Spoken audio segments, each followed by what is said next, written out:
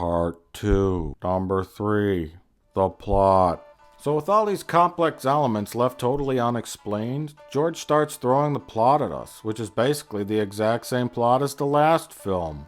Palpatine is creating a crisis to get something that he wants. And again, nothing makes sense. It starts with an explosion. Kablooms! Because, movies gotta start with an explosion, or something that gets the plot going. I guess I was wrong. There was no danger at all. Guess you spoke too soon. I failed you, Senator. How did you fail her? Isn't that exactly what you were supposed to do as a decoy? I thought you took that explosion pretty well. Nice work. Fantastic death scene too. And you managed not to get horribly burned at all. Wait, how did you die? Wait, Amidala's just a senator, right? Why does she still have a decoy protecting her? I thought that was just a thing for the queen. When Palpatine was a senator, did he have a decoy? Was there like a similar looking old man decoy for Palpatine? Who would volunteer for such a position? So Count Dooku is rallying star systems to align against the Republic. They say Dooku is just a political idealist. He is a political idealist. Shut up, I'm talking. I think the Count Dooku is behind it. Oh, hold on, little lady. You don't know what you're talking about. You know, milady, Count Dooku was once a Jedi. He couldn't assassinate anyone. It's not in his character. So shut your mouth, little girl. You don't know what you're talking about. So just shut your face. But seriously, Yoda's glad you're okay. Seeing you alive brings warm feelings to my heart. I'll get back in the kitchen. Also, let's not forget that nasty business with Darth Maul a couple years back. Business which apparently no one bothered to follow up on. Come to think of it, if the Jedi had just sent 1 or 2 or 3 or 4 or 5 or 6 or 7 Jedis back with them to Naboo, they might have actually captured Darth Maul and figured out who he was working for.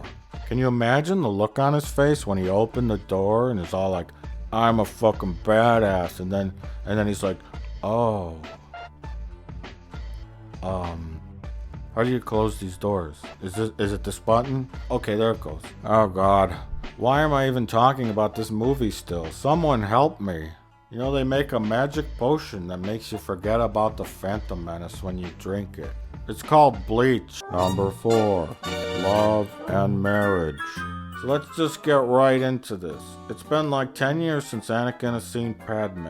And while he was a Jedi in training and she was active in politics, they never once bumped into each other.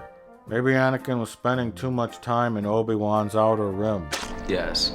I mean in the Outer Rim with Obi-Wan. Oh boy, that didn't come out right.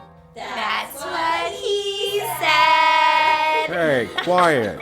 That ain't funny. I'm gonna get you two. So he knows he's gonna go talk to her now, and he's suddenly really excited. Who wouldn't be? What red-blooded male wouldn't want to dock his canoe in Natalie's port, man? Now, all joking aside, why aren't the Jedis allowed to love? Because we're told they're not allowed to. But it's never really explained. Does anyone get like a creepy vibe from these movies? I guess it's got something to do with like purging emotions to avoid being tempted by the dark side, right?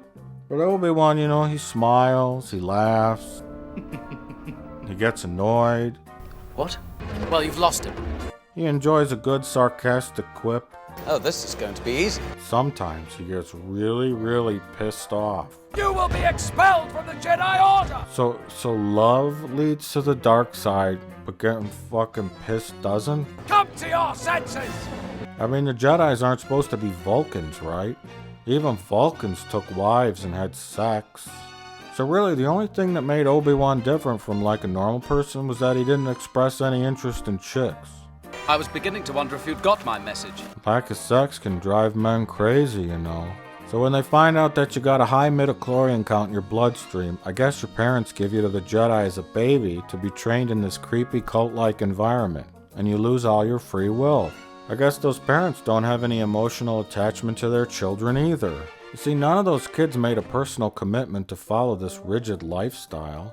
You can't make those kind of decisions when you're 2. So unless Yoda injected each Jedi with some kind of serum that makes you not interested in the opposite sex, you'd think the Jedi would have major problems when they all hit puberty. So then Amidala finally sees Anakin again, and for no reason, she's not allowed to love either. We can't. It's just not possible.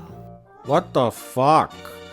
She's just a senator. Why can't she fucking date a guy? I'm a senator. For Christ's sake.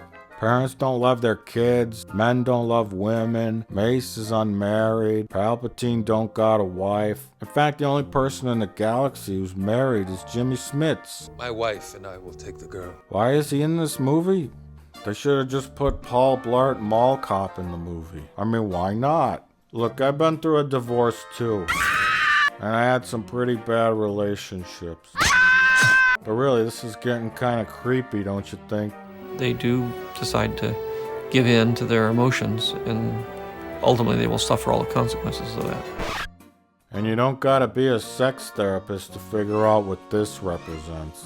Now you can see why people hate these fucking movies. Cause the people in them act like weird space aliens and not people. Now technically they are weird space aliens. But we can't relate to their fucking weird, sterile, sexless universe. They seem as cold and lifeless and boring as the computer-generated world they're projected against. Simple, real, genuine moments like this have been replaced by this. Eventually, though, we are forced to endure the most bizarre, loveless, awkward, and forced romance in cinematic history. But I'll get deeper into that business later. That's what he said! Hey, cut it out. Look, I said I'll talk about their love later. I just wanted to touch my briefs on this. Briefly touch on this. Till then, I leave you with the immortal words of Dr. Sigmund Freud. Sometimes a cigar is just a giant vagina in the desert that swallows men whole. Send in the clones. So this movie's called Attack of the Clones, so I guess we should talk about that shit.